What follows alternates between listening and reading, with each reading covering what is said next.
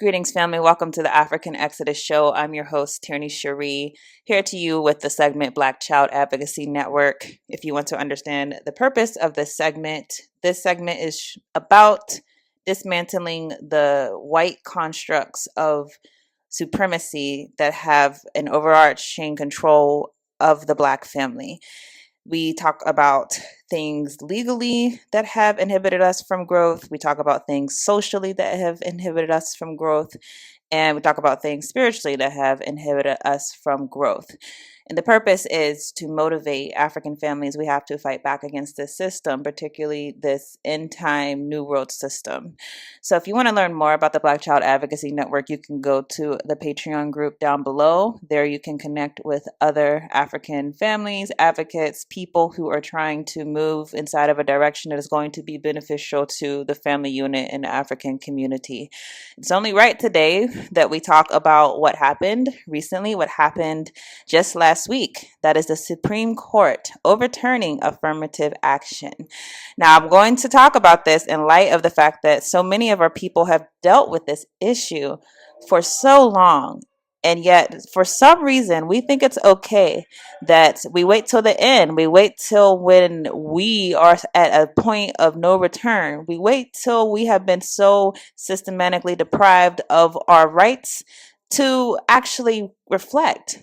Maybe we were doing things the wrong way all along.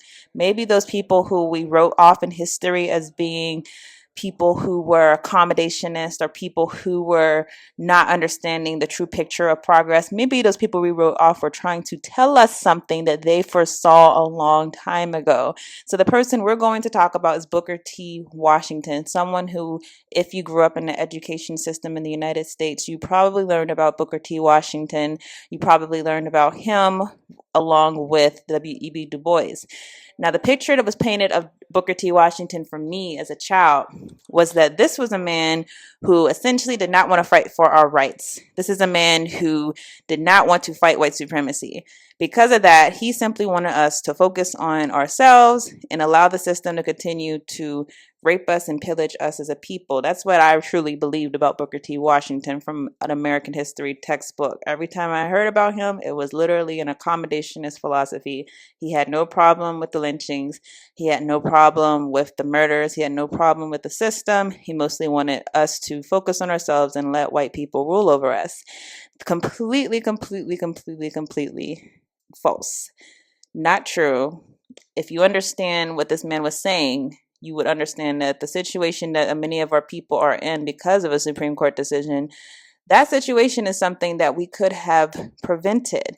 And when I mean we could have prevented being in a situation, I mean the fact that so many of us are now dependent on the white power structure to educate our children, to specialize our children. We're dependent on that white power structure to the point where I don't know what's going to happen for many of our people in the wake of this decision, because many of us have not invested enough into the HBCU structure that used to be there to help us in situations like this.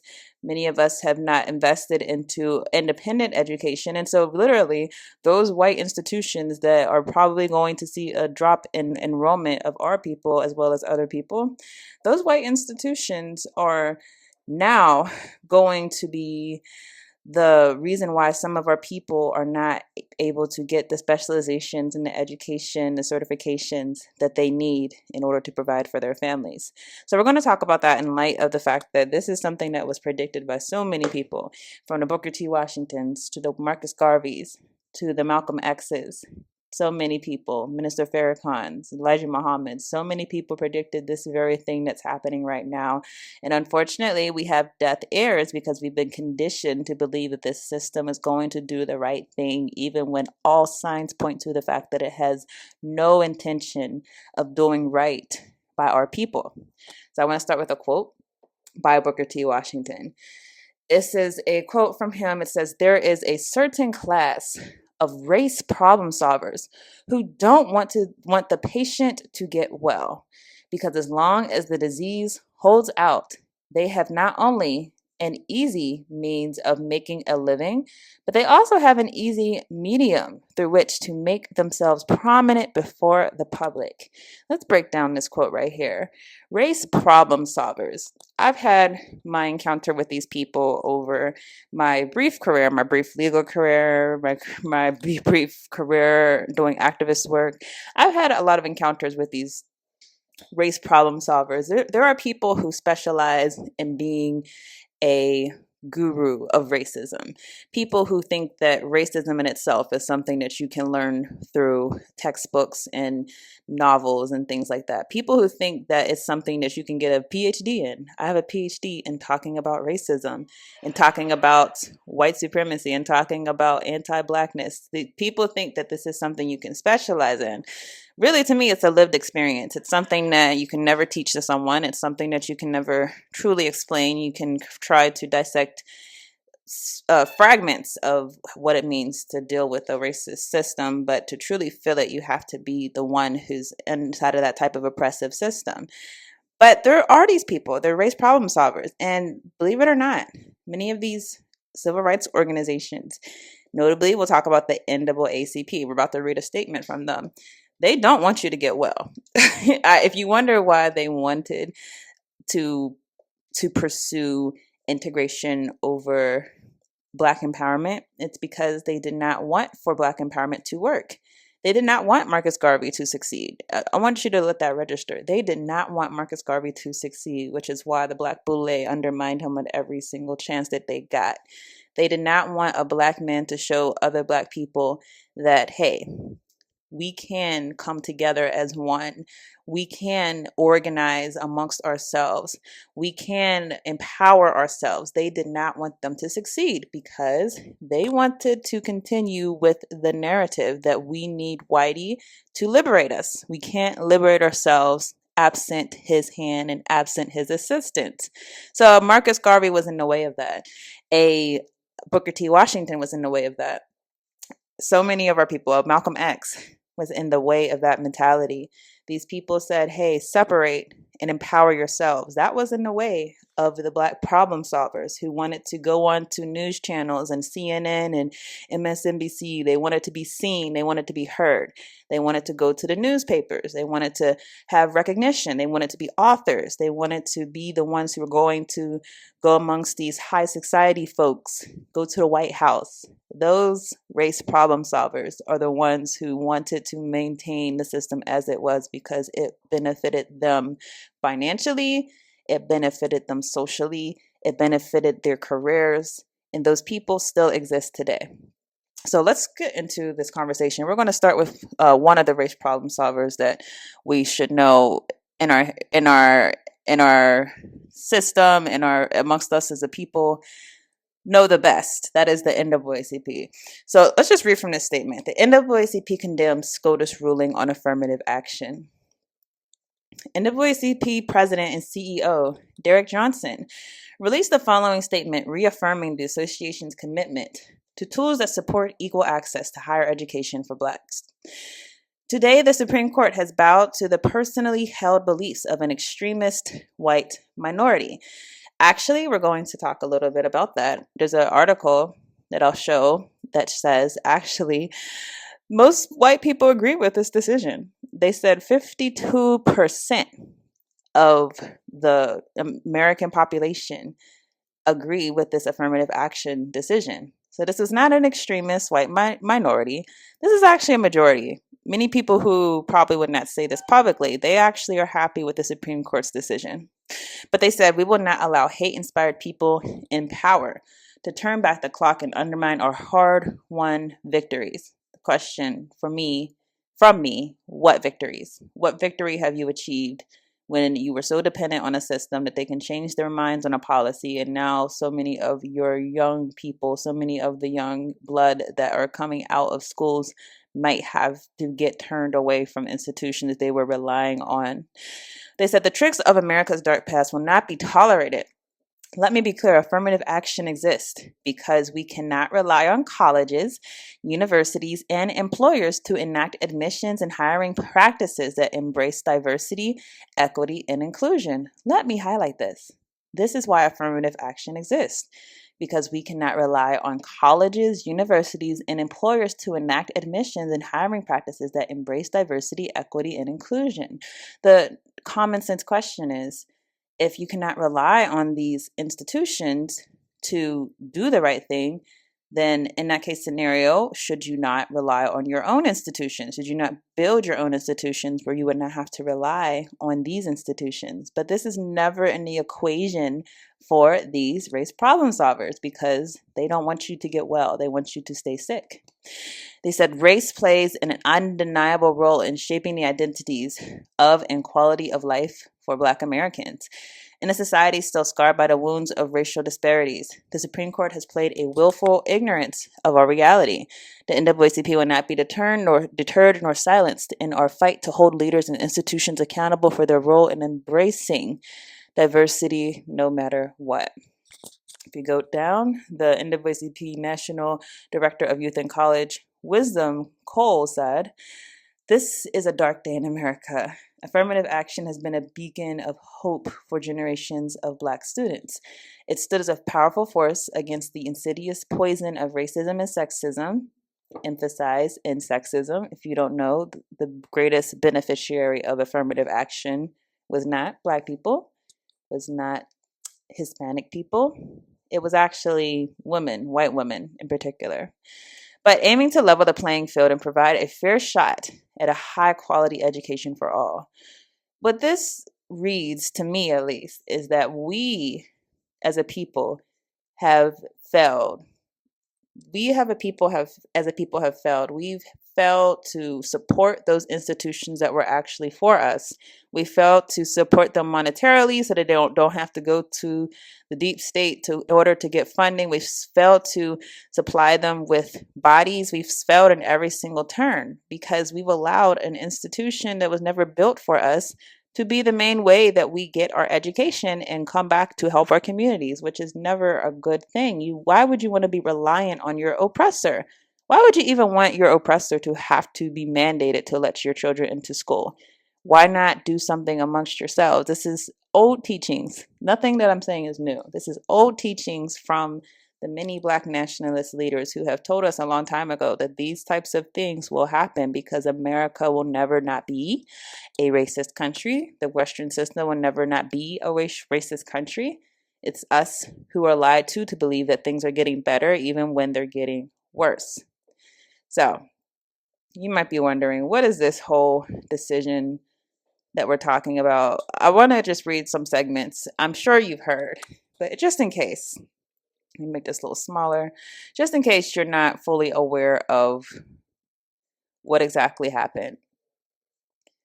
The Supreme Court essentially found affirmative action unconstitutional. So we're just going to read some parts of the syllabi. This is just the summary of the entire case, and you can read the entire case on your own. But essentially, both Harvard and UNC, they employ a highly selective admissions process to make their decisions. Admissions to each school can depend on the student's grades, recommendation letters, or extracurricular involvement. It can also depend on their race. The question for the Supreme Court was, does the Equal Protections Clause of the 14th Amendment allow for their admissions policy where they consider race? So I want you to just understand some of the legal terms. Equal Protections Clause, that's a clause of the Constitution. It says basically you have to treat everyone equal. You can't use race in order to discriminate against anyone. You have to be equal across the board. However, there are exceptions, and one of the exceptions are if there is a compelling interest. If there's a compelling government interest in not seeing things as race neutral, for example. If you want to benefit a group for a specific purpose that goes to the government's interest, then you can go ahead and basically allow some type of discriminatory treatment, or preferential treatment, rather. It's important for us to remember with the Equal Protections Clause, however, this law is not something that is specifically geared towards our people. And this is where some of us are getting it confused. As I told you earlier, affirmative action is not a Black policy. Let me say that again to the NAACP. It's not a Black policy, which is why white women, for example, are beneficiaries of the affirmative action policy. People who aren't Black at all are beneficiaries of the affirmative action policy. It's not something that is specifically designed towards us. Now, this is just my opinion. When I read this decision, I think that had it been specifically worded that way, like let's say the prior affirmative action programs were specifically targeted to undo the effects of slavery, I think there would probably be a stronger argument for upholding a affirmative action policy, because I believe that the government should have a compelling interest in undoing something that no one can deny, as far as how they have systematically stripped the Black community of our rights, particularly in the area of education. So I actually think that that would be a stronger way to argue this case than what was done. But unfortunately, affirmative action was always a minorities type of law. It was never a Black law. It was never specifically for us. Now, it's benefited us, don't get me wrong. It says it right here, for example, the Harvard admissions process. In this process, race was a determinative tip for a significant percentage of all African American and Hispanic applicants, but it should be understood it was never going to be a law that specifically addresses us. So understand, there's a reason why they try to apply race neutral laws to our community. The reason why they try to apply them is because they want to benefit others outside of our community. They don't want to do something specifically targeted towards us. They've had the chance and they've done it for other groups, but they won't do it for our group. And understand, this is intentional. But let's just go down a little bit more. I wanted to highlight one thing that the Supreme Court actually mentioned inside of the decision. Because Harvard and UNC's admissions program lacks sufficiently focused and measurable objectives warranting the use of race, unavoidably employ race in a negative manner and involve racial stereotyping and lack meaningful endpoints, those admissions programs cannot be reconciled with the guarantees of the Equal Protection Clause. At the same time, nothing prohibits universities from considering an applicant's discussion of race, how it affected the applicant's life, so long as that discussion is concretely tied to a quality or of character or a unique ability that the particular applicant can contribute to the university. If anyone is wondering, this is basically your loophole. You can't be considered just for your race, but you can write into your application and be considered for the fact if you say how race affected your particular situation, and basically write it into your essay. That's the way I take it. Now, they're saying right here, though, that the admissions policy, merely saying we want a diverse student body, that was not a focused and measurable objective warranting the use of race. Now, again, I don't personally believe that the United States has any intention of doing this, but I do believe if they had specific legislation that was geared towards our people, geared towards doing something to repair our people, i.e. reparations, that would allow for something like an affirmative action. However, if you've watched this channel any length of time, you know my particular stance is that they never have intended on passing reparations. They never intended on affirmative action or reparations rather being a means to an end. They never wanted to repair us after what they've done to us. They've always intended on us remaining in this condition. So they will not do that. That's why I want to emphasize. But I do think if you had a real law instead of these color neutral type of minority laws that was geared towards what our particular plight was, that would be something that would have more bearing, because they would have to essentially turn over the whole idea that our people have been so detrimentally affected by slavery that we require something to heal from that. And they would have to go against common logic, I think, in order to uphold their stance. Not saying they wouldn't, but they would have to do that. So that's enough of the decision. Like I said, this talk is going to focus a lot more on Booker T. Washington and what he tried to get our people to understand about these people. And so I want to read from a article by Booker T. Washington, The Fruits of Industrial Training. If I make it bigger for us to see.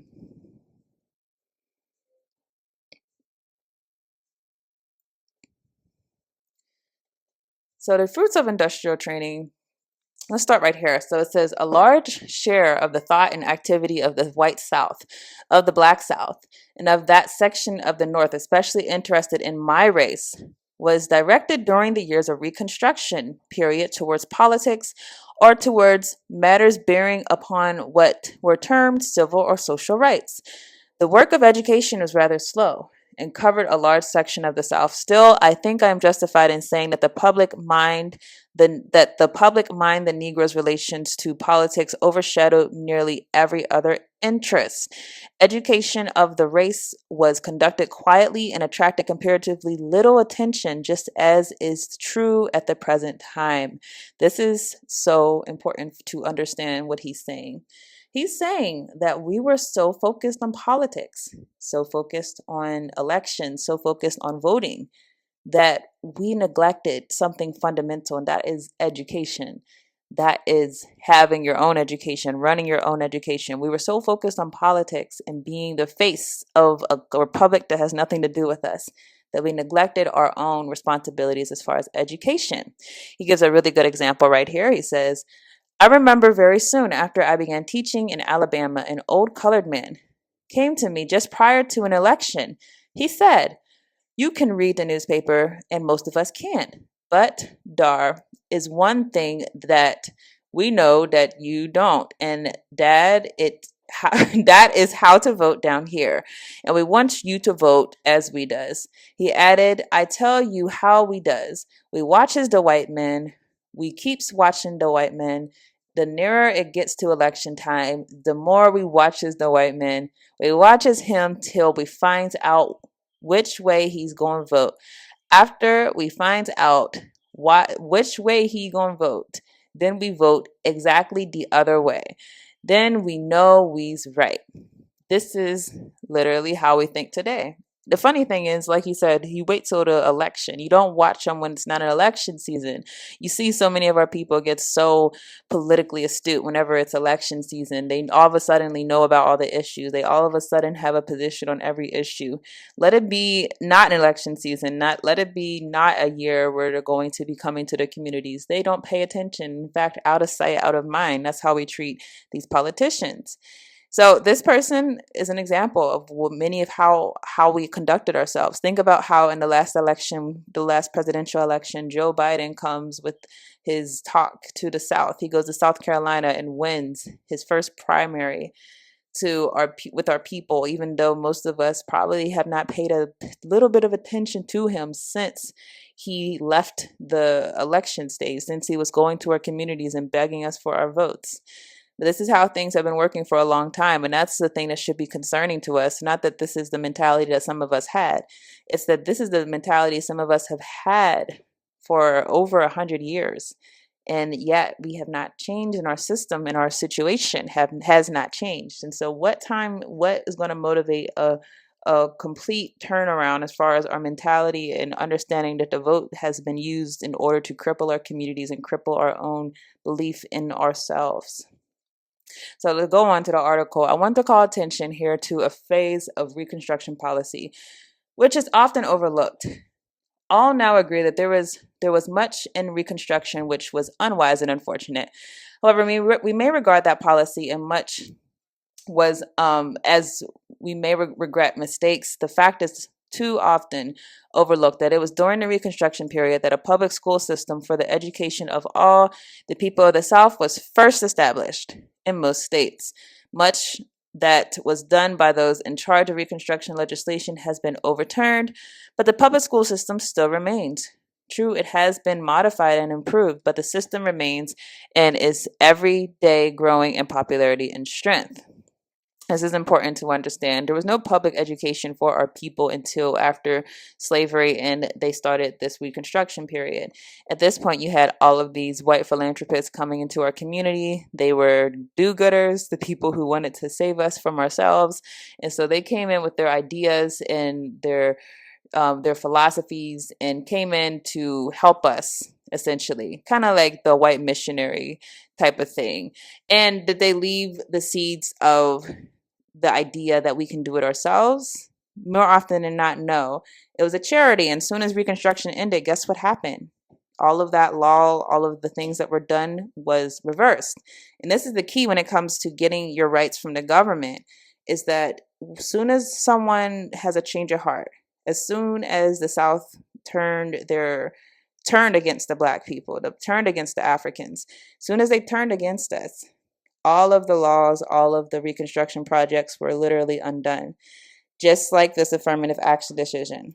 We've been living with affirmative action for so long, but as soon as they got sick of us, soon as they had enough votes, soon as they had enough Supreme Court justices, they reversed and put us right back inside of a situation. But now we're worse now because the HBCUs have been weakened. That's the difference. So this is something that's well established with our people, that you can win these rights inside of the public sphere. And then as soon as you turn and forget about the issue, they come stronger and overturn everything that was just won. So let's go back. It says, it ought to be stated frankly here that at first, and for several years after the introduction of industrial training at such educational centers as Hampton and Tuskegee, there was opposition from colored people and from portions of the northern white people engaged in educational and missionary work amongst the colored people in the South. Most of those who manifested such opposition were actually by the highest and most honest motives. From the first, the rank and file of the Blacks were quick to see the advantages of industrial training, as is shown by the fact that industrial schools have always been overcrowded. Opposition to industrial training was based largely on the old and narrow ground that it was something that the Southern white people favored, and therefore we must be against the interest of the Negro. Again, others opposed it because they feared that it meant the abandonment of all political privileges and the higher or classical education of the race. They feared that the final outcome would be the materialization of the Negro and the smothering of his spiritual and aesthetic nature. Others felt that the industrial education had for its object the limitations of the Negro's development and the branding him for all time as a special hand working class. So what's being said here is essentially that our people assumed that industrial education must be bad for us. The reason we assumed it is because we viewed it as something that white people were more comfortable with. So therefore, we wanted to do what they were uncomfortable with. They were uncomfortable seeing us inside a political office. Therefore, let's go for the political office. Now, never any analysis over what's best for our people economically. And that's what you get with a lot of this political maneuvers. There's no strategies as far as how we're going to uplift our people economically. Instead, everything is about the political, and that's our issue to this day. Now that enough time has elapsed for those who opposed it to see that it meant nothing of these things, the opposition, except from a very few of the colored people living in Boston and Washington, has ceased, and the system has the enthusiastic support of the Negroes and most of the whites who formerly opposed it. All are beginning to see that it was never meant that all Negro youth should secure industrial education any more than it meant that all white youth should pass through the Massachusetts Institute of Technology or the Amherst Agricultural College, to the exclusion of training as is given at Harvard, Yale, or Dartmouth.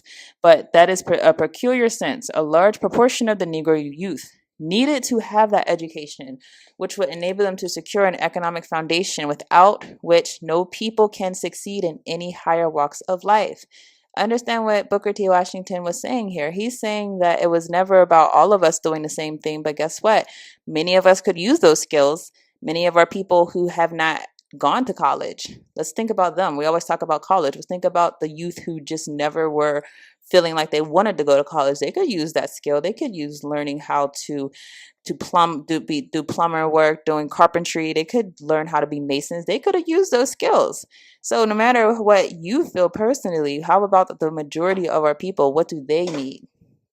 Go on and says, it is because of the fact that the Tuskegee Institute began at the bottom with the work in the soil and wood, in iron and leather, that it developed to the point where it was able to furnish employment as teachers to 28 Negro graduates of the best colleges in the country. This is about 3 times as many Negro college graduates as any other institution in the United States for the education of colored people employs.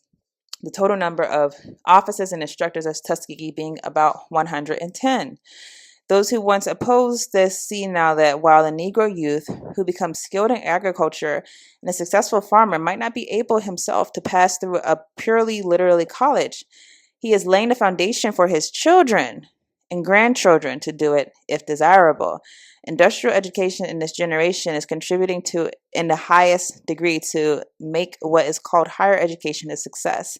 It is now realized that insofar as the race has intelligent and skillful producers, the greater will be the success of the minister, the lawyer, and the doctor. Opposition is wilted away too, because all men now see that it will take a long time to materialize a race, millions of which hold neither houses nor railroads, nor bank stocks, nor factories, nor coal, nor gold mines. So I believe that's it. Oh, we have one more paragraph. Let's read that. It says, it is now seen that the result of such education will help the Black man to make himself an independent place in our great American life. It was largely the poverty of the Negro that made him the prey of designing politicians immediately after the war, wherever poverty and lack of industry exists today, one does not find in him that deep spiritual life which the race much in the future possess in a higher degree. So understand, this is what Booker T. Washington predicted. We're at a situation where we don't have Black farmers really anymore. We don't have those industrial workers like we need them. We don't have those people who are skilled to work with their hands. We don't have that anymore. And what people didn't foresee back then is that those skilled people would be the ones who would allow for there to be lawyers and doctors and people who would be professionals, so to speak, people who would be in the colleges and whatnot. Those industrial workers were the foundation of a nation. This is what this is about. This is about nation. This is not about individual concerns, what we need to do to get ourselves inside of a position of prominence. This is about what does the nation need in order to lay a foundation to build upon. And he foreseen this. We needed that. We needed those producers. We needed the people who could actually feed our people, the people who could actually teach our people, the people who would be the ones who pushed and fought for the next generation. And yeah, here we are today. We don't have anything. Those people who fought against Booker T. Washington, they thought they were doing something by pushing us into white institutions.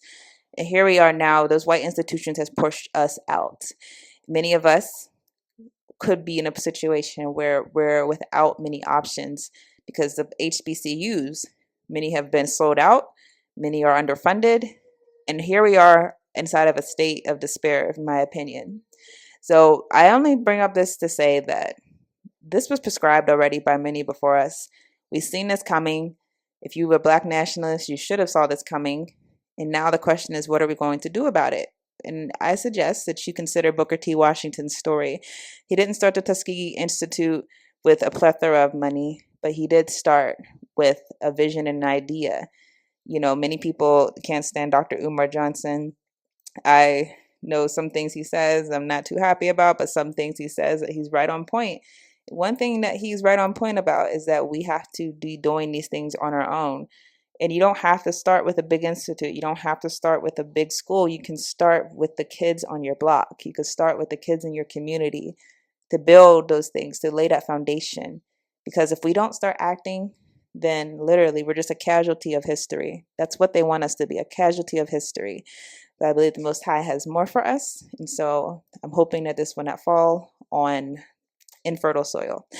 So that's all I have, everyone. I hope you enjoyed this video. Please do give your comments on this issue. What are your thoughts on Booker T. Washington and his vision for our people?